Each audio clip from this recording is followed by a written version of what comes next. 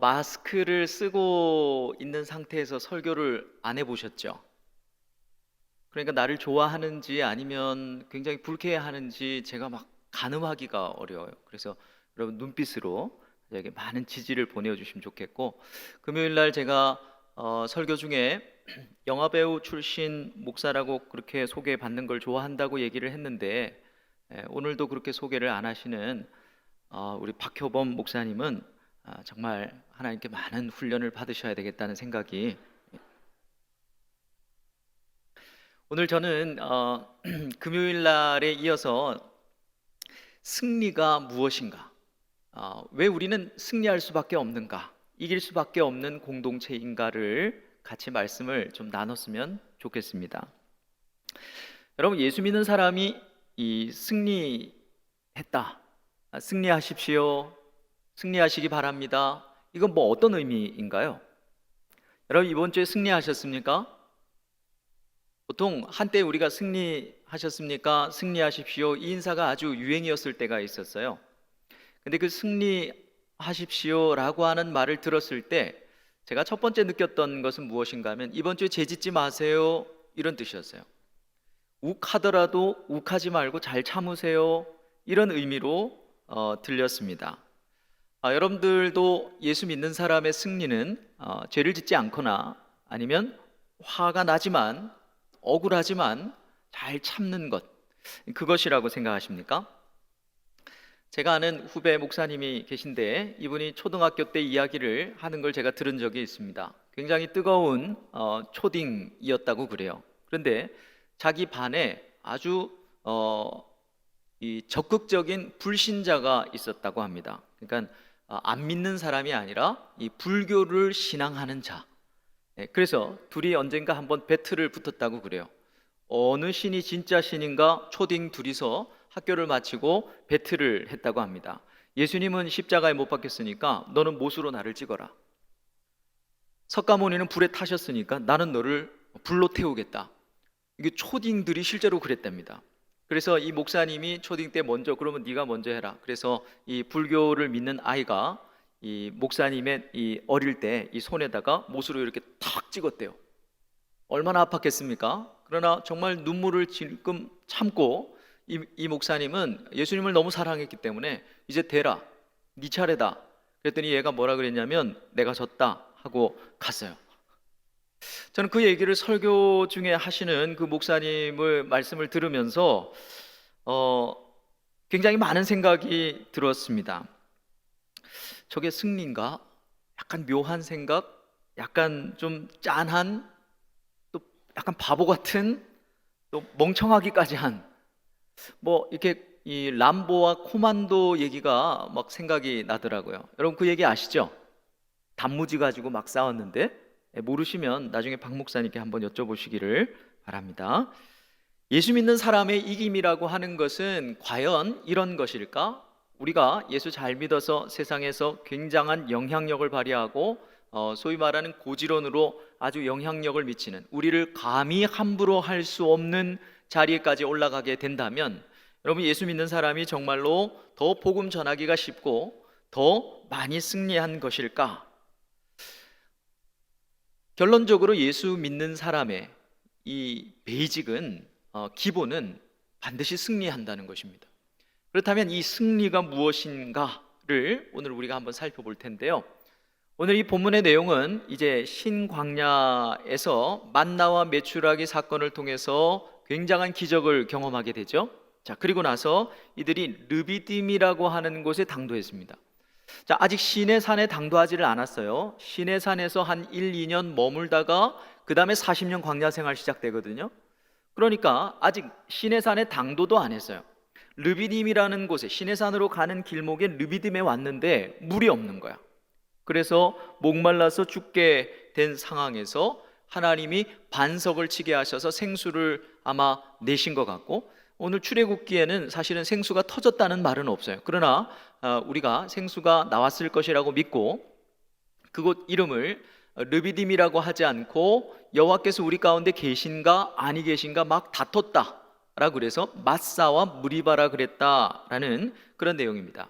그리고 그 이어지는 내용이 이제 이 모세가 손을 들면 이기고 손을 내리면 지는 바로 이 아말렉과 이스라엘 백성들과 아말렉의 이방 족속과의 첫 번째 전쟁인 그 전쟁을 소개하는데 그게 르비딤에서 있었다라고 이렇게 기록을 합니다. 자, 그러니까 이 두 사건은 사실은 굉장히 연결을 시켜야 되는 것이죠.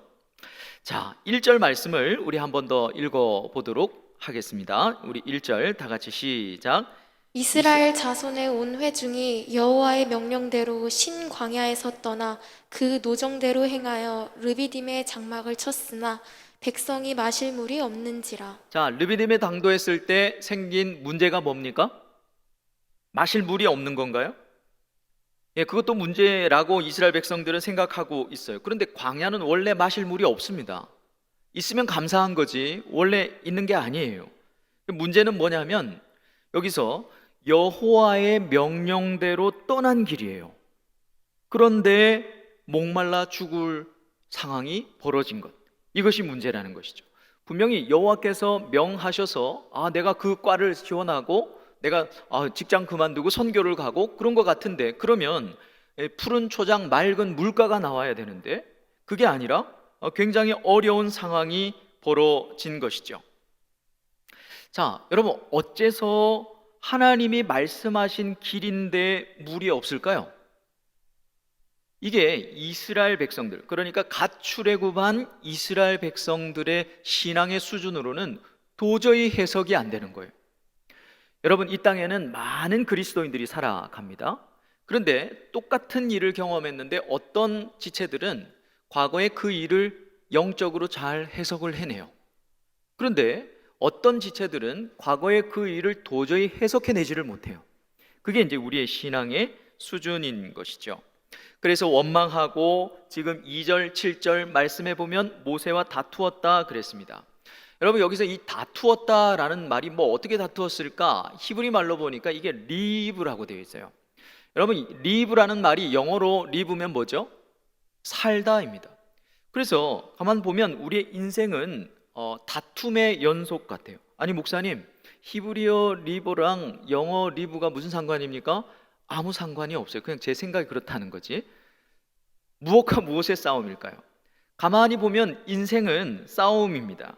기나긴 싸움이지요. 마치 야복 강가에서 이름 모를 어떤 사람하고 땅에 먼지가 뿌옇게 일어나서 쌓일 정도로 막 치열하게 싸우는 싸움, 이것이 인생인데, 그래서 이 살아가는 것은 싸움과 같다는 생각을 하게 됐는데, 무엇과 무엇의 싸움인가?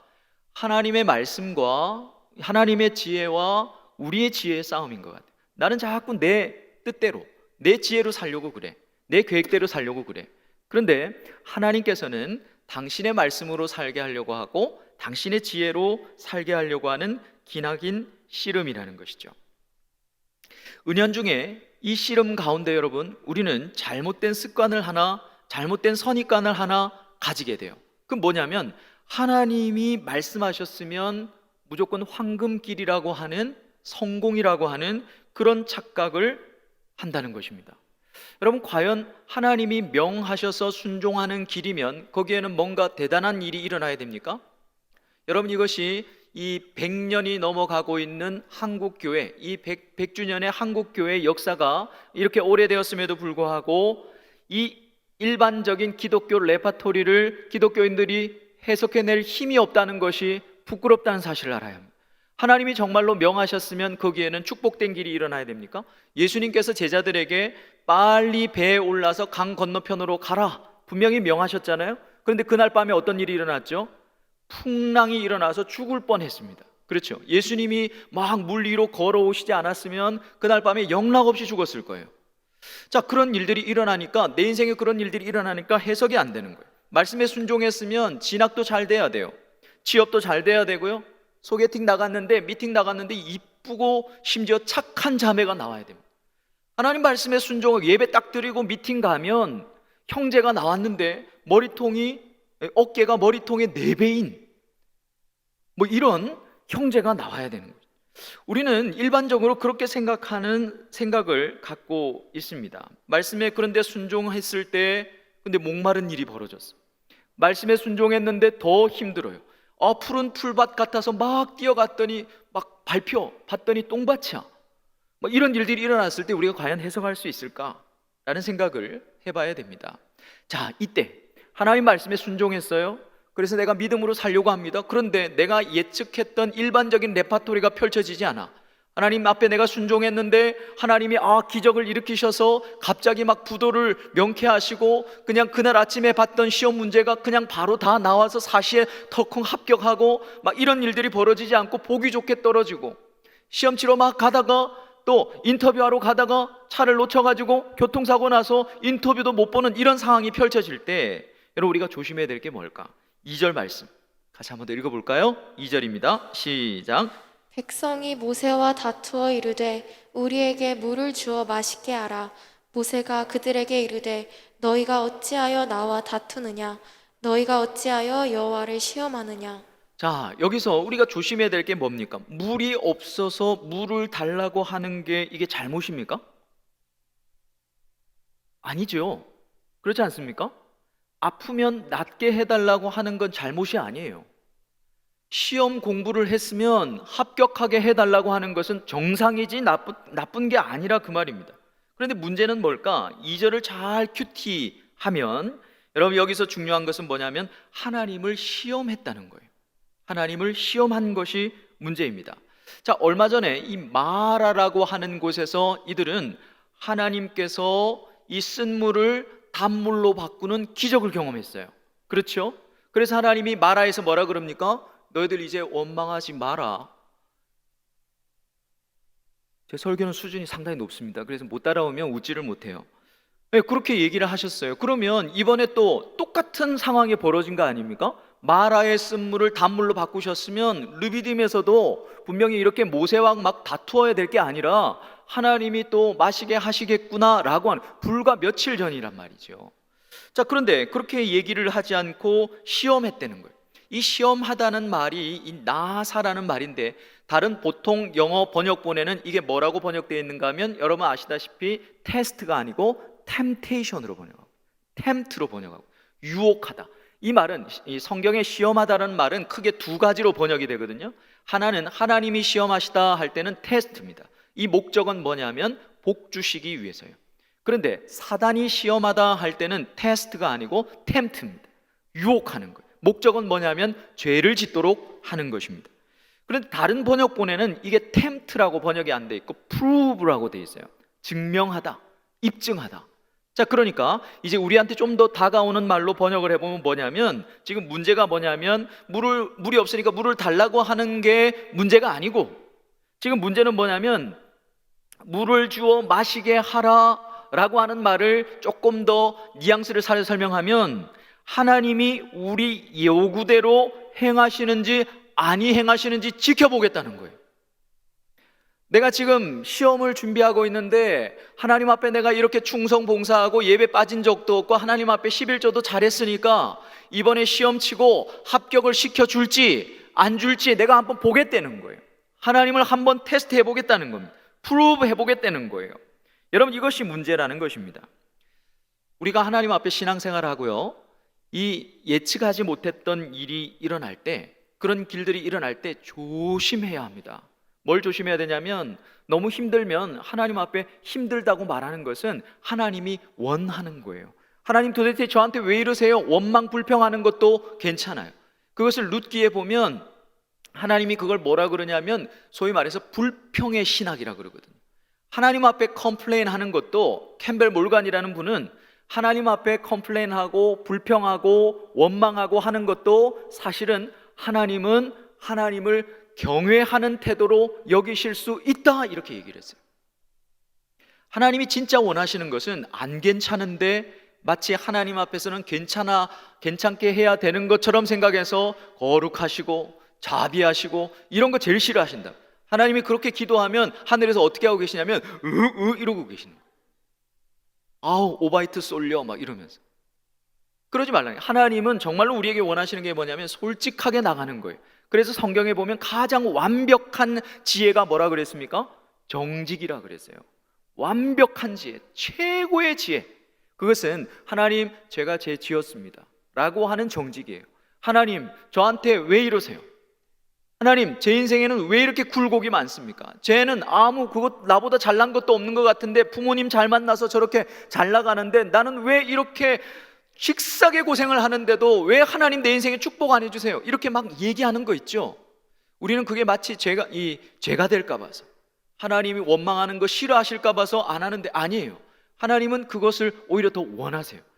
하나님께 온전히 나가는 것, 그걸 원하신단 말이죠. 그때 우리가 그렇게 기도하는 건 나쁘지 않습니다. 여러분, 정말로 힘들고 어려우면요, 하나님 앞에 기도하시기를 바랍니다. 철야도 하십시오. 필요하다면 금식도 하십시오. 하나님 도와주십시오 라고 예수 믿는 사람이 하나님께 구하여 얻는 삶을 사는 것은 당연한 것이지 잘못된 게 아니에요. 기복주의니 뭐니 이런 얘기 내려놓고 잘못된 기도라도 우리가 하나님 앞에 하는 게 되게 중요합니다. 그렇죠? 근데 그때 조심해야 될 게 뭐냐면 하나님을 시험하는 거예요. 마치 이 시험하는 태도는요, 예수님을 시험했던 사단이 했던 행동이랑 똑같아요. 이 돌덩이를 떡덩이가 되게 해봐라, 이거랑 똑같거든요. 왜 조심해야 되냐면 민수기 14장에 보면 이스라엘 백성들이 바로 이 템트를 하다가, 바로 이 프로브를 자꾸 하다가, 시험을 하다가 가나안에 못 들어갔기 때문에 그렇습니다. 자, 그러면 어떻게 해야 되는가? 우리가 하나님께서 원하시는 길로 순종하면서 나가고 하는데도 내 인생에 내가 원했던, 내가 예상했던 그런 그림이 그려지지 않을 때 우리는 어떻게 해야 되는가? 우리 4절 말씀을 같이 한번 읽어보겠습니다. 4절 다 같이 시작. 모세가 여호와께 부르짖어 이르되 내가 이 백성에게 어떻게 하리이까? 그들이 조금 있으면 내게 돌을 던지겠나이다. 자, 지금 상황이 어떤 상황입니까? 까딱하면 돌 맞아 죽겠습니다 하나님, 그런 상황인데 모세가 뭐 했죠? 부르짖었습니다. 부르짖었어요. 자, 이때 이 부르짖음은요, 어떤 부르짖음인가 하면 주여 샬롬 주여 뭐 이런 부르짖음이 아니에요. 이런 부르짖음이 아니고 완전히 너덜너덜해진 거예요. 거의 이 걸레 조각이 될 정도로 확신에 찬 신앙의 행동으로서의 부르짖음이 아니라 낙심이 돼서 너덜너덜해진 거예요. 두려워서 나가 떨어진 모습입니다. 자, 그런 걸 우리가 영어로 뭐라 그러죠? break down 됐다 그러죠. 완전히 다 박살이 나서 다운돼 버린 거예요. break down 된 거예요. 여러분, 하나님께서 모세를 부르신 목적이 뭐죠? 우리는 보통 출애굽이라고 생각을 합니다. 출애굽을 시키기 위해서 하나님이 모세를 불렀다고 생각하는데, 여러분, 그것은 2차적 부르심이에요.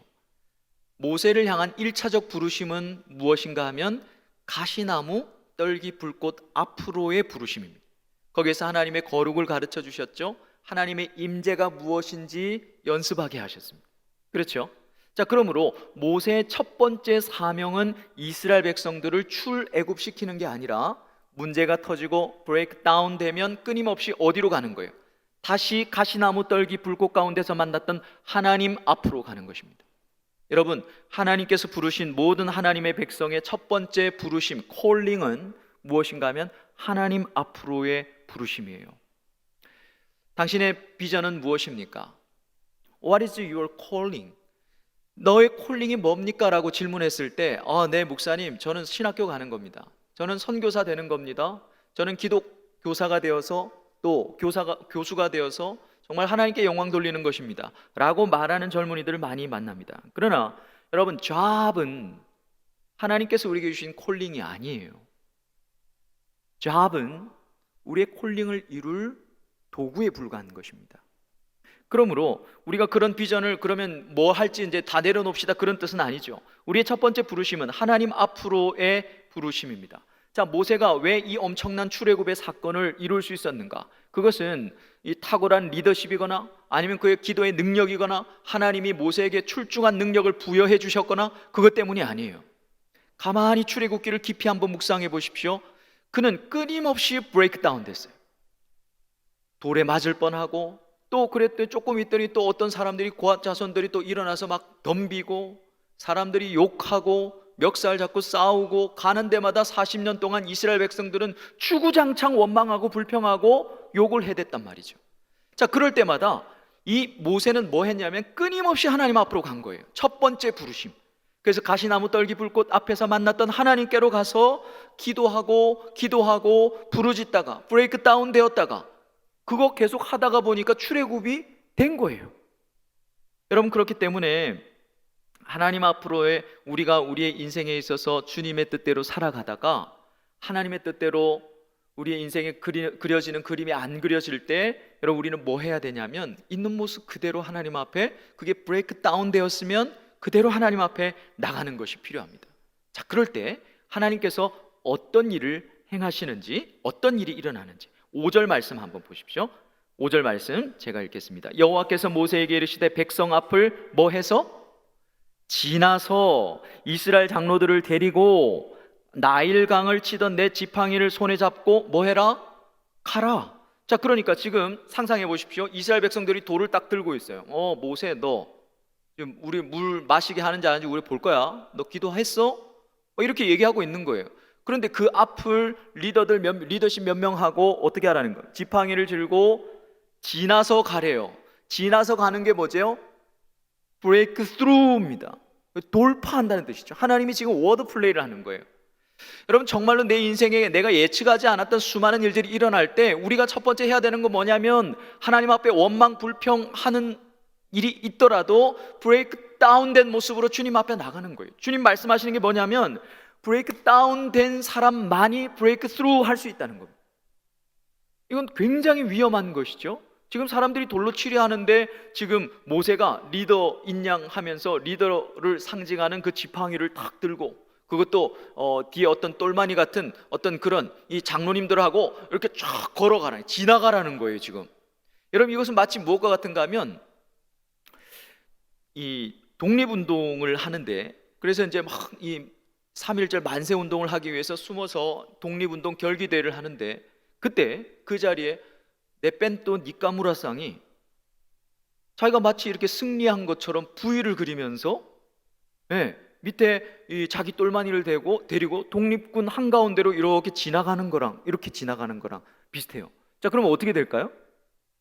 3분의 1 지점 갔을 때 그건 맞아 죽었겠죠. 지금 모세에게 하나님이 그걸 명한 거예요.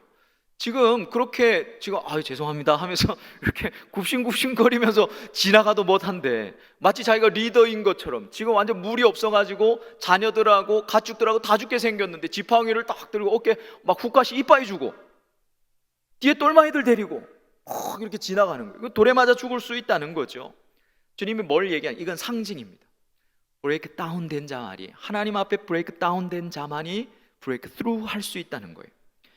자, 두 번째, 더 중요한 일이 일어나는데 그것은 6절 말씀에 나옵니다. 자, 6절을 같이 한번 읽어보겠습니다. 시작. 내가 호렙산에 있는 그 반석이 거기서 내 앞에 서리니 너는 그 반석을 치라. 그것에서 물이 나오리니 백성이 마시리라. 모세가 이스라엘 장로들의 목전에서 그대로 행하니라. 자, 두 번째는 반석을 치게 하셨습니다. 이제 여기서 조금 이제 해석이 좀 잘 들어야 됩니다. 자, 이게 무슨 뜻일까? 브레이크 다운된 사람만이 브레이크 스루 할 수 있어. 이걸 이제 우리에게 첫 번째 메시지로 주셨고, 두 번째로는 이 브레이크 스루가 돌파하는 것, 승리하는 게 도대체 뭔가를 이제 반석을 치는 것으로 이제 말씀하시는 거예요. 반석에, 오늘 이 본문에는 물이 쏟아졌다는 말이 없지만 다른 본문에는 분명히 물이 있었으니까 이스라엘 백성들이 살았을 거 아닙니까? 자, 그런데 문제는 다른 성경에 보면 이 사건 때문에 모세는 가나안 땅에 못 들어가요. 왜 그럴까요? 우리는 흔히 목사님들의 설교를 통해서 왜 이스라엘 백성들은 들어가는 가나안 땅을 모세는 못 들어갔는가? 그냥 눈으로만 보고 그냥 죽었는가? 이때 르비딤 물가에서 저기 반석에서 버럭했기 때문이다라고 이렇게 설명을 합니다. 물론 맞는 말이지만 좀 더 정확하게 볼 필요가 있어요. 모세가 화를 내었기 때문에 가나안 땅에 못 들어갔다. 그러니까 리더는 화를 내면 안 된다. 이런 맥락으로 우리가 과연 이 교훈을 도출하면 될 수 있는 것일까? 한번 생각해 봐야 됩니다. 자, 모세가 뭘 잘못했는지를 생각해 봐야 되겠죠? 치라고 해서 쳤습니다. 6절 말씀 잘 한번 뚫어지게 보십시오. 모세가 뭐 잘못한 게 있는지 그대로 행하니라. 그죠? 치라고 해서 쳤어요. 근데 결정적인 힌트는 사실 오늘 본문에 나오지 않습니다. 결정적인 힌트는 시편 106편 32절 33절에 나오는데 제가 읽어볼게요. 거기에 보면 뭐라고 되어 있는가 하면 모세가 그의 입술로 망령되이 말하였음이로다. 그러니까 버럭했기 때문이 아니라 뭔가 말로 뭔가 잘못 말을 했다는 거예요. 자, 그 말이 뭘까? 자, 똑같은 사건을 기록하고 있는 민수기 20장 10절에 보면 그 말이 힌트를 주고 있습니다. 뭐라고 했냐면 반역한 너희여 들으라. 우리가 너희를 위하여 이 반석에서 물을 내라 하면서 반석을 쳤다, 이렇게 되어 있습니다. 자, 모세가 가나안 땅에 왜 못 들어갔죠? 화를 냈기 때문이 아니라 뭔가 말을 잘못했기 때문이라고 성경이 기록하는데, 그 말을 봤더니 반역한 너희여 들으라. 우리가 너희를 위하여 이 반석에서 물을 내려, 이렇게 말했기 때문에 그는 가나안 땅에 못 들어갔대요. 자, 쉽게 말하면 뭔가 이 반석 위에서 하나님께서 원하셨던 것을 드러냈어야 돼요. 그런데 이 말 때문에 하나님이 드러내기를 원하셨던 게 드러나지를 못한 겁니다. 자, 그게 무엇일까를 찾아봐야 되겠는데, 자, 모세가 드러나지 못한 것, 자, 6절입니다. 6절의 말씀에 보니까 그 반석 위 거기서 내 앞에 서리니 너는 반석을 치라, 이렇게 되어 있죠. 자, 잘 보면 저기서 서다라는 말은 어떤 뜻인가 하면 그냥 앉았다 섰다 이런 의미가 아니라 다른 용례를 보면 종이 왕 앞에 설 때 쓰는 말이에요. 그런데 지금 누가 누구 앞에 서겠다는 겁니까? 모세가 하나님 앞에 아니고 하나님이 종처럼 모세 앞에 서겠다는 뜻입니다. 그렇죠? 뭔가 좀 이상합니다. 자, 그 다음에 반석을 치라라고 하는 이 나카라고 하는 히브리 말은요, 치다라는 의미도 있지만 원래 의미는 죽이다라는 의미예요. 쳐 죽여라, 이런 뜻이에요. 자, 그 다음에 그 반석 위 거기서 그 반석을 치라. 지금 뭘 자꾸 강조하고 있습니까? 반석을 강조하고 있죠. 자, 정리해보면 이렇습니다. 왕이신 하나님이 종된 모세 앞에 놀랍게도 종처럼 서시겠다는 거예요. 그러면 나를 상징하는, 이 구약에서 반석은 하나님을 상징하지 않습니까? 나를 상징하는 이 반석을 쳐 죽여라, 이 말이에요. 그러면 거기서 생명의 물이 나올 거야, 이런 뜻입니다. 이게 너무 이상하죠. 어떻게 왕 대신 하나님이 종된 모세 앞에 종처럼 설 수 있는가? 그래서 구약의 서기관들은 이 말을 바꿔요.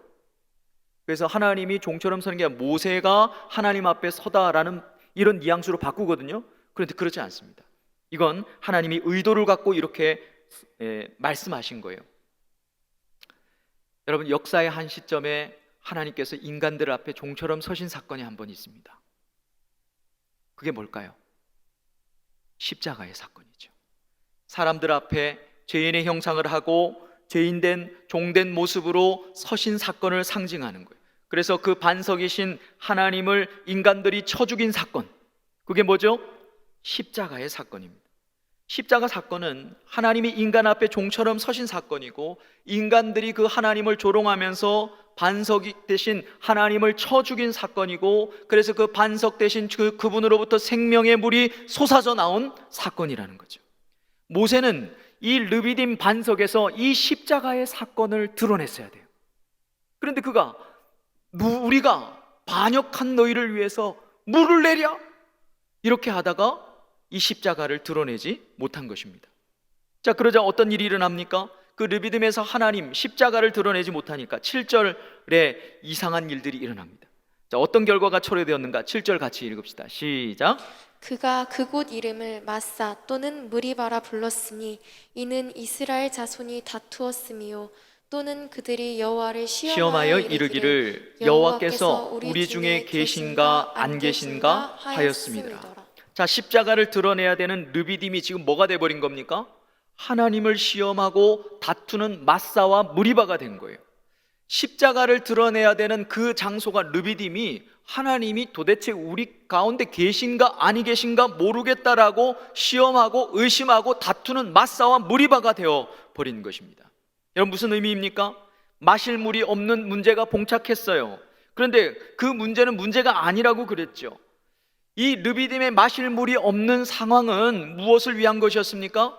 십자가를 드러내기 위한 사건이었어요. 여러분, 우리의 인생에 마실 물이 없는 상황이 펼쳐질 때가 있습니다. 죽도록 하나님 말씀에 순종하고 충성 봉사했는데 내가 그토록 원하는 것을 갖지 못하고 떨어지고 안 좋은 그런 르비딤과 같은 상황이 펼쳐졌단 말입니다. 그럴 때 우리는 그 상황을 내가 봉착해 있는 마실 물이 없는, 정말로 목말라 죽을 것 같은, 내가 이렇게 살고 싶지 않은 그런 상황이 펼쳐졌을 때 하나님이 도대체 내 가운데 계신가 아니 계신가 라고 말하는 그런 마사와 물이 바로 만들고 있는 것인지, 아니면 그 마실 물이 없는 그 르비딤의 상황을, 십자가를 드러내는 상황으로 우리가 삼고 있는지 우리에게 질문하고 있는 거예요. 여러분, 주님의 마음이 느껴지십니까? 우리가 서 있는 곳은 어디인지 성경이 오늘 질문하는 거예요. 성령 하나님께서 우리에게 단도직입적으로, 얘야, 네가 지금 서 있는 상황, 네가 서 있는 그곳은 지금 어디니?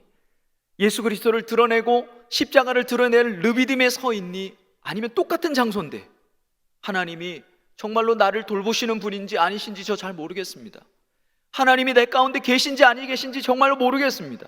하나님이 살아계시면 어떻게 이런 일이 있을 수 있죠? 라고 하면서 마사와 물이 바로 만들고 있니? 우리에게 질문하시는 것이죠. 여러분, 그리스도인에게 닥쳐오는 모든 문제는 예수 그리스도의 십자가를 드러내야 되는 사건인 줄로 믿습니다. 하나님을 시험하고 다투는 사건으로 만들면 안 돼요. 인생이 절대 호락호락하지가 않습니다. 그렇게 사랑해서 연애하고 교제하고 결혼했는데, 결혼해서 살아가다가 이 사람하고 과연 살 수 있을까 심각하게 고민할 때도 찾아오고요. 정말로 하나님의 나라와 의를 위해서 내가 이렇게 했는데 어느 날 열심히 달리다 보니까 나는 정말 행복한가? 라고 하는 질문에 답을 할 수 없는 굉장히 열심 있는 그리스도인일 수도 있습니다.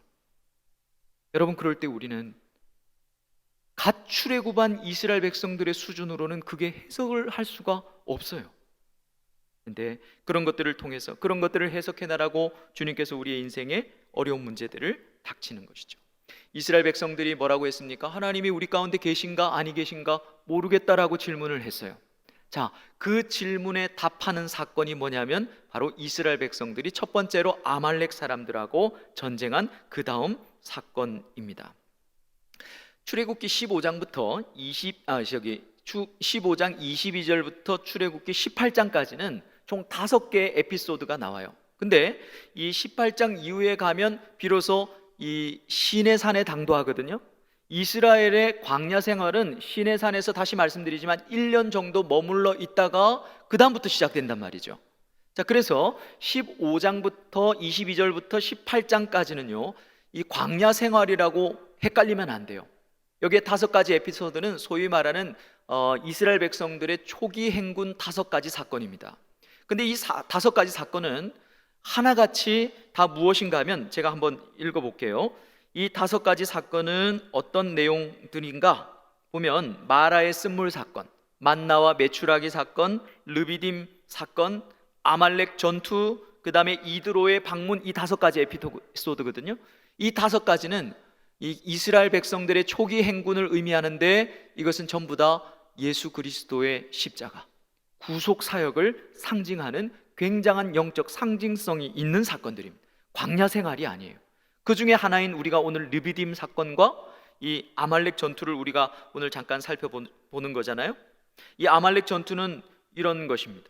모세가 산에 올라가서 손을 이렇게 드니까 이기고, 팔이 아파서 손을 내리니까 저 밑에서 싸우고 있는 이스라엘 백성들이 져요. 그래서 같이 올라갔던 아론과 훌이 이 돌을 갖다 놔다가 앉혀놓고 둘이서 양옆에 이렇게 받쳐 들고 있는 그런 상황입니다. 그랬더니 저녁 해가 질 때까지 손을 안 내렸더니 이겼더라 라고 하는 그런 사건이죠. 이 사건을 우리는 주로 보통 기도라고 생각합니다. 하나님 앞에 기도해야 승리할 수 있고, 기도하지 않으면 우리는 실패한다라고 생각을 해요. 또 어떤 사람들은 이것은 동력의 중요성을 말하는 것이라고 얘기합니다. 아론과 훌이 옆에서 동력해줬으니까 이길 수 있다.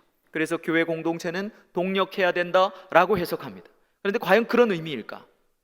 한번 생각해 보십시다. 모세는 자기가 싸우러 가야 되는데 자기는 산에 올라가서 기도하겠다 그러고 여호수아 보고는 전쟁하래요. 이런 걸 우리가 뭐라 그러죠? 꼰대라고 그러죠. 약간 영적인 꼰대 아닙니까? 아니 자기가 나가서 싸우지, 하나님을 믿으면 똑같을 텐데 왜 젊은 것들은 싸우고 자기는 산에 올라가서 기도한다고 했을까? 그런데 여호수아가 참 대단한 것은 그 말씀에 순종을 해요.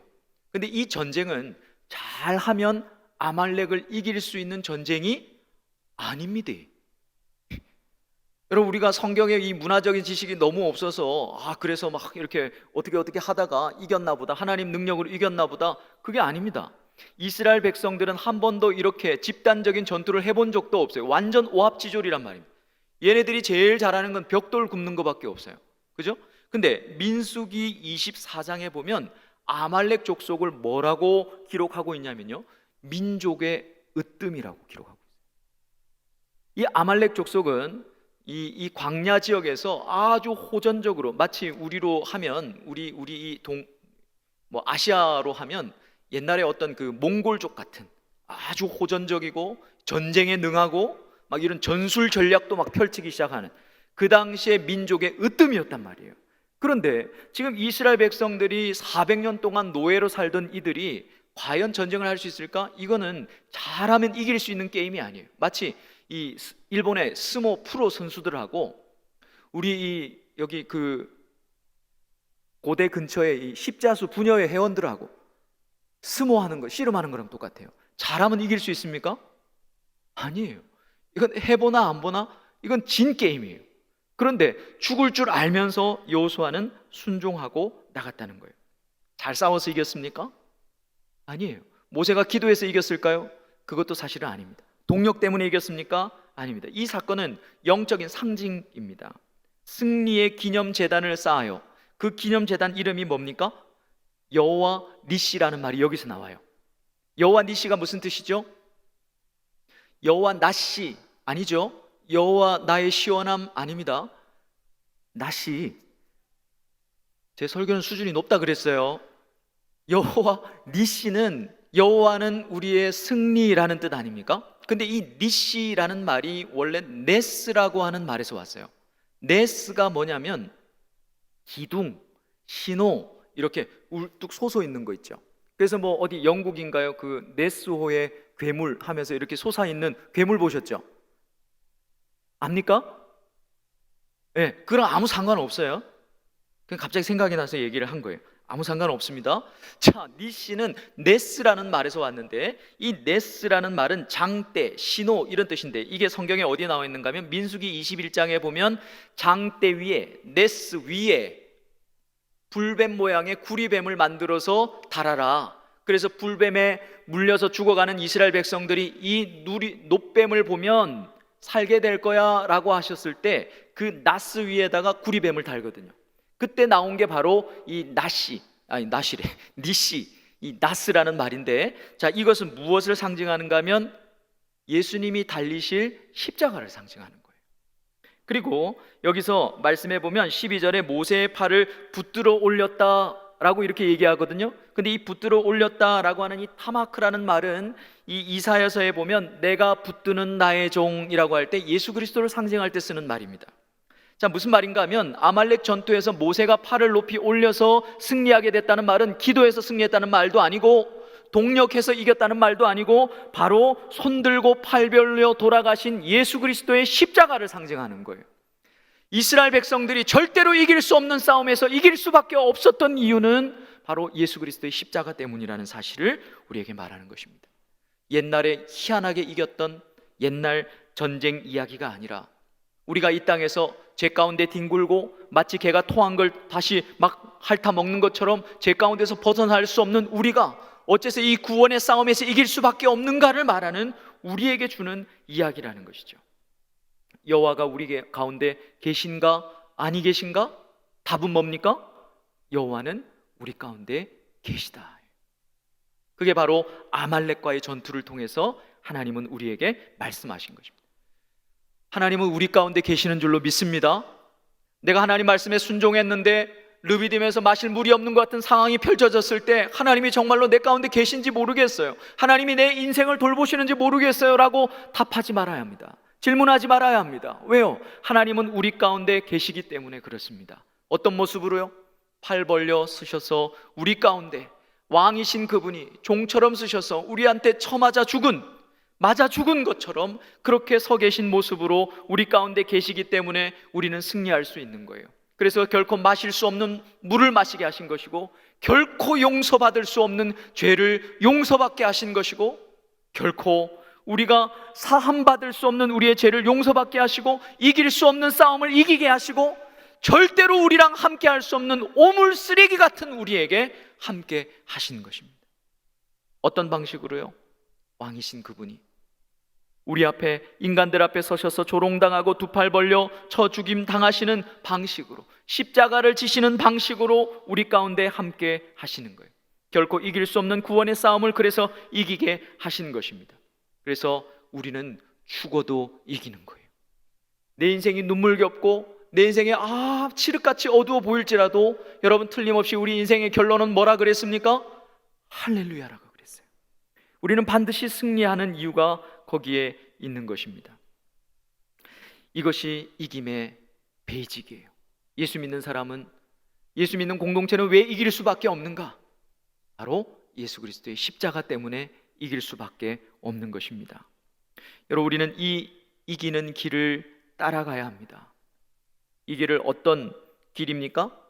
십자가의 길이죠. 마태복음 16장 24절에 우리가 너무나 잘 아는 말씀이죠. 누구든지 나를 따라오려거든 자기를 부인하고 자기 십자가를 지고 나를 따를 것이니라. 할렐루야. 여러분, 이 말씀 받으실 수 있습니까? 자기를 부인하고 따르는 길입니다. 자기 부인하고 같이 따르는 길이 아니에요.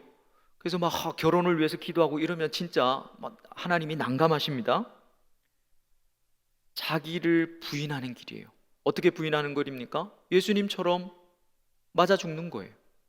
여러분, 그래도 우리는 승리할 수 있습니다.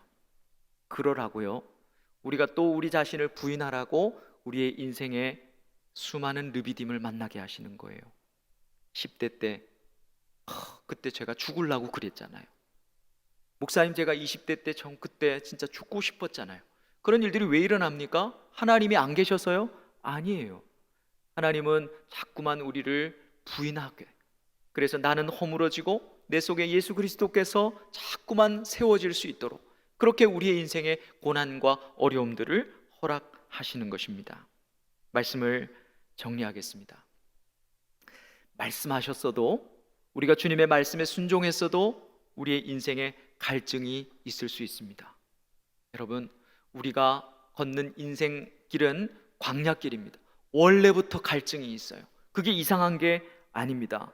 여러분, 아무리 성경 많이 읽어보십시오. 아무리 충성봉사하고 여러분들의 신앙이 목사님보다 더 좋아져 보십시오. 여러분들의 인생이 정말 이렇게 아무 고난도 없고 그럴 수 있는가?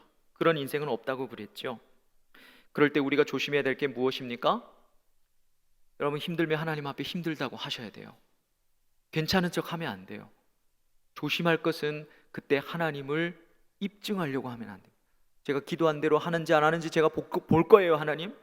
이렇게 하면 큰일 난단 말이에요. 문제가 닥쳐오면 우리는 하나님 앞으로 가서 부르짖어야 합니다. 여러분, 부르짖는 것이 되게 부담스럽죠? 그 부르짖음이 아니고 브레이크다운이에요. 이게 첫 번째 우리의 콜링입니다. 당신의 콜링은 무엇입니까? 당신의 비전은 무엇입니까? 네, 제 비전은 하나님 앞으로 가는 것입니다. 인생의 어려움을 만나면 또 하나님 앞에 가는 것입니다. 그러다 보면 내 구원의 여정이 끝날 것을 저는 믿습니다 라고 하는 것이 우리의 콜링이에요. 오늘 주님은 분명히 워드플레이 하시는 거예요. 그래, 너희들이 완전히 낙담되고 좌절했을 때 브레이크다운 되어라. 그리고 내 앞에서 브레이크다운 되면 내가 너희들을 브레이크 스루 하게 해줄게 라고 말씀하시는 거예요. 그 자리에서 주님은 우리에게 십자가가 무엇인가를 가르쳐 주시는 겁니다. 우리가 완전히 깨져야 주님이 조금 보이는 거예요. 내가 더 예수 잘 믿어서 더 승승장구하고 더 잘 되면요, 십자가는 안 보여요. 안 보인다고요. 나밖에 안 보여요. 주님은 우리가 이 십자가를 지고 주님을 따르기를 원하세요. 예수 그리스도의 피 묻은 십자가가 우리에게 승리를 주신 것입니다. 그래서 교회 공동체는 승리할 수밖에 없는 거예요. 그래서 우리는 이렇게 험난한 삶을 살아도 승리할 수밖에 없는 것입니다. 여러분, 넘어지면 죄를 하나님 앞에 고백하시면 돼요.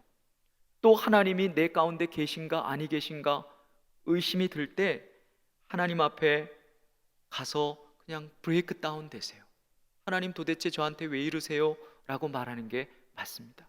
그리고 눈을 들어 골고다에 팔 벌려 맞아 죽으신 예수 그리스도를 바라보는 거예요. 그것을 바라보는 자들마다 낫게 된다, 승리하게 된다 말씀하십니다. 어떤 문제 앞에서도 우리는 이길 수 있습니다. 우리 한번 따라서 할까요? 어떤 문제 앞에서도 이길 수 있다. 여러분, 제발 죽지 마세요. 이길 수 있다고요. 여러분들이 싸워서 이기라는 말 아닙니다. 예수 그리스도께서 팔 벌려 산 위에 서 계시기 때문에 이길 수밖에 없다고요. 그러니까 절대로 낙담하시지 마십시오. 낙담해도 좋아요. 그런데 그 낙담을 가지고 여러분들의 인생을 그냥 막 헤쳐버리지 말라고요. 자기 멋대로 자기 인생을 결론을 내리지 말라고요. 주님은 우리를 붙들고 계십니다. 반드시 이길 수밖에 없어요. 그런 지체들이 모여서 여러분 이 허브 공동체를 이룬다면 세상에 대단한 사람들이 많을지라도 여러분들이 세상을 이겨나갈 것입니다. 그래서 많은 영혼들을 주님께로 돌아오게 할 줄로 믿습니다. 여러분, 꼭 주께서 주신 이 말씀 붙들어서 승리하고 이겨내는 저와 여러분 되시기를 주의 이름으로 축원합니다.